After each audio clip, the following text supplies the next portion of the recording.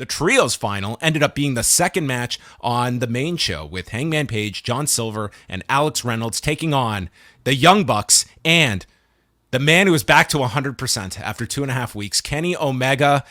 No tape. He's tanned. No compression shirt. This man has had he's just come back to full health in time for the pay-per-view. Well, in commentary, Callis did insinuate that it was all a ruse. So the 2 times you've seen him, I mean, it was all supposed to be acting. I liked the fact that like there was some like they were kind of thinking to tell that story on some level to I guess I don't know, make his TV appearances different from the pay-per-view appearances. Ultimately, though, I don't know if it had any effect on like the match itself, because I certainly don't think the Dark Order and Hangman Page were, you know, taking their opponents lightly heading into this. It almost became sort of like a negligible part of the whole story that I suppose it was just maybe more so an elaborate way to say like, now you're getting pay-per-view Kenny instead of TV Kenny. Yeah, that's exactly how I got that. Does he go back to TV Kenny now? Does compression shirt back on? He puts the compression shirt on for Wednesdays and Fridays, and pay-per-views, you get the real Kenny. He was looking good. Looked great, yeah. This match was spectacular. The crowd was so into Omega and Page whenever they got involved, and they had the two tag in pretty early. And I mean, some of the highlights of this, I thought John Silver was fantastic in this match. This was, you know, a really significant match for John Silver and Alex Reynolds, who even got like Alex Reynolds' chance at a certain point here. They did the crazy Silver Reynolds sequence ending with the jackknife cover by Reynolds onto Omega, and they were able to get this audience to bite on several near falls, that being one of them. We saw Omega do the Terminator dive. There was a pendulum bomb onto Matt, and then Nick just flies off the top, breaking up the cover. Taz, I don't know how closely you were listening to the commentary, but Tony Schiavone at one point was answering Taz and referred to him as Excalibur. Then it happened the second time.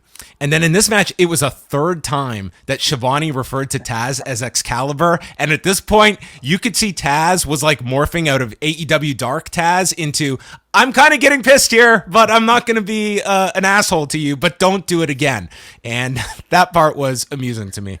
So Page and Omega then drag the respective legal men to the corners so each can tag in again, and they go at it. The crowd's going nuts here. We see a Tiger Driver 98, and then the buckshot is delivered to the back of Kenny Omega, and he then is... this is when he looks down on the apron, and there is Matt Jackson. So they're recreating that scene right before Page is going for the full version of the buckshot. But because of this delay, it leads to Nick hitting his own buckshot lariat to Hangman Page, and they follow with the BTE trigger. Reynolds makes the big save, and then we see Silver. He comes in, and he goes for a roll-up on Kenny Omega, getting a 2 count. He makes a sign for Brody Lee, but gets caught with the V trigger, and then Kenny lifts him up for the one-winged angel, and John Silver counters the one-winged angel with a roll-up, and this crowd went absolutely nuts for this near fall was so amazing. Good. Everyone bought that John Silver was going to catch Kenny Omega with the roll-up here, but he kicks out. There's a buckshot attempt, but Omega ducks, so Page hits Silver by mistake with the buckshot lariat, and Omega is able to pin Silver in 19 minutes and 51 seconds. And then afterwards, as they're walking up the stage, Kenny looks at the camera. He walks up to the camera and says, "Don't fucking move." And he addresses anyone in the back, "Try and beat that, bitch." And that's how the match ended. I thought this match was just unbelievably great. This trios tournament is one of the great tournaments in wrestling history. In terms of match quality, it is right up there to me. Like you'll find some G1s that numbers wise, you will find like a deeper list of matches, but of this tournament that had 7 matches that we got of the 8 teams. I mean, this was just an unbelievable tournament when you actually go back and look at all these trios matches, and an unbelievable final. I thought this was excellent. Yeah. Would you give this 5 espresso?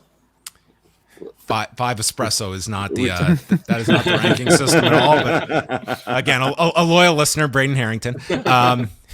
His listing of our shows consists of when we bring him on for these shows.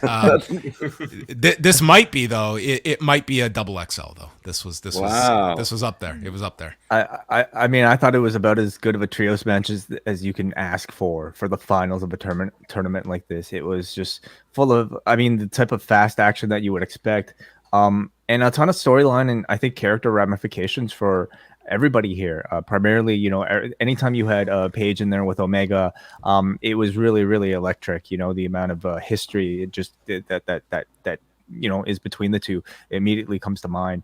I love the fact that they are going to seemingly continue this whole storyline by not necessarily reuniting Paige with the Elite yet, and more so, you know, it's probably taking the time to really tell a nice little breakup story focusing on his relationship with the Dark Order. I'm looking for this to be, you know, a big springboard for Silver and Reynolds, you know, beyond just kind of being, hey, another tag team that's occasionally on BTE that you might hear from, you know, in an occasional challenge, to becoming some very legitimate contenders. And whether that's as a heel team or a babyface team, I don't know, but I hope they get a big role coming out of this. Yeah, Silver and Reynolds have been so good for so long. And something I did like about this pay-per-view was giving like them a spot, giving Ricky Starks and Hobbs and the Acclaimed and kind of these homegrown talents a bit of a spot, and still playing off all the history from these previous matches. It wasn't quite in focus, but I'm pretty sure Matt Jackson shook his head instead of did the nod before the buckshot, which I thought was a nice little touch. And the fact that you've got Alex Reynolds and John Silver both getting near falls on Kenny and you biting on it. Like, realistically, Alex Reynolds probably isn't pinning Kenny Omega, but all of us here watching were like screaming, thinking it happened. So I thought this was great. I'd love to see Dark Order elevated more, because I think they've been such a strong team for such a long time now. Yeah, I really love this match. This was probably my match of the night on this show, but I'll say that I do kind of agree with you. The last few weeks of TV with all these trio matches have been like super entertaining, and this did feel like the culmination of a tournament. Like, it had so many layers to it with the stories of who's in the match, but like all the crazy the stuff. And I'm happy that Kenny's back. I'm a big Kenny fan, and I thought this just again blew me away. I was kind of spent after this. It's like, oh, we're 2 matches in, and it's already this good.